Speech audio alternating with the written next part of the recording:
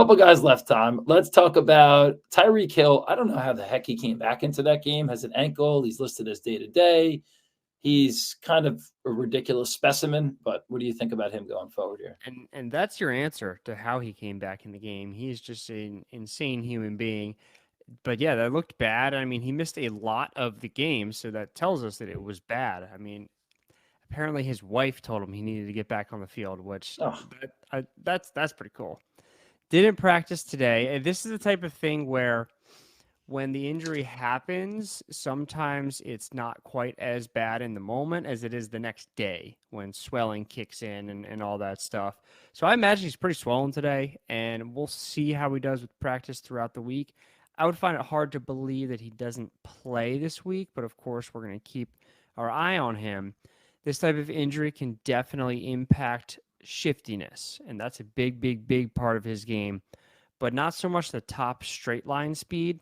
So I think it was a couple weeks ago we actually were talking about this type of injury for receivers, and I believe I used the example that a player like DK Metcalf, this would not be such a big deal for, but a player like Tyreek Hill, this could be a bigger deal for.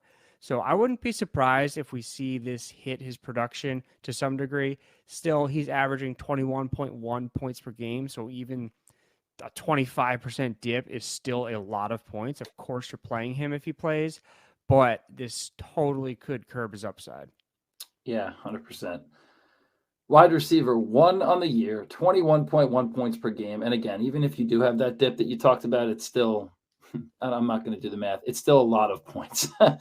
I mean, with him banged up, I have two questions for you, Tom. With him banged up, I mean, they lost to the Titans. The offense, it's easy for anybody to say this, whether you like football or don't. Their offense truly did not look the same without him, and they just don't. He stretches the field. He's like, to me, that's the definition of someone. I'm not saying he's the MVP. I'm really not. But is there a world where Tyreek wins the MVP, or is it just always going to go to the quarterback? I mean, what do you think? In a fair world, yes, but the world's not fair, and the NFL likes quarterbacks the most. Yeah. So I doubt that. I doubt it, but I think it would be well deserved and really cool if he does win it. Yeah. I mean, he would have to do something. He's already done things that are amazing, but it would have to be a spectacular finish. I always look at MVP. To me, everyone looks at it differently.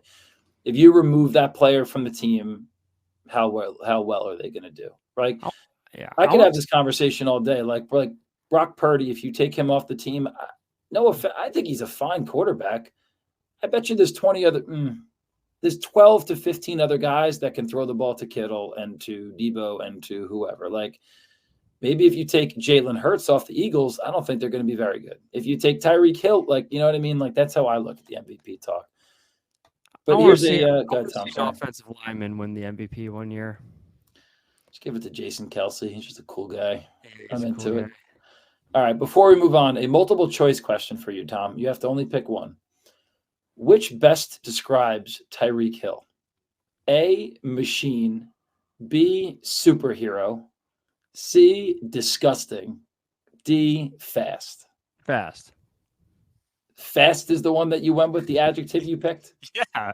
You shook your head at machine. The guy's a machine. Uh, yeah, but he's also really fast. Oh, all right, fine. Easy. I was going to put E, all the above. All right, couple guys left. I think we got 4 players left. Another big one, and another guy with an injury concern as well as a quarterback concern. Just overall, we're talking about JJ.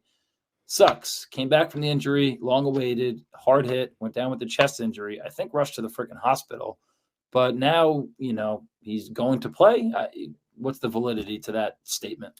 Yeah, probably. He's probably going to play. So the hospital's a preventative thing with that type of injury because they want to make sure that there's no fracture to the ribs that could be impinging on either the lungs or the kidneys. Sometimes the way he got hit, I put out an Instagram video on him that clearly shows the hit. He got hit pretty darn close to where the kidneys are. So they want to make sure all that stuff's okay. And he was very quickly discharged once all that was cleared. So, and we know there's no fracture because they would let us know if there was a fracture. He's just dealing with some rib bruising and pain. So as long as he's able to get the range of motion in the torso and the shoulders back, we've seen a ton of players this year play really well right after this injury. Amon-Ra St. Brown, David Montgomery, Jalen Waddle, Puka. The list goes on and on. There's plenty of guys who have played just fine after this type of injury, and I expect no difference from Justin Jefferson. I'm with you too. So then what would your level of concern be, 1 to 10? 10 being really concerned, 1 being nothing. 0. 0, good. Okay.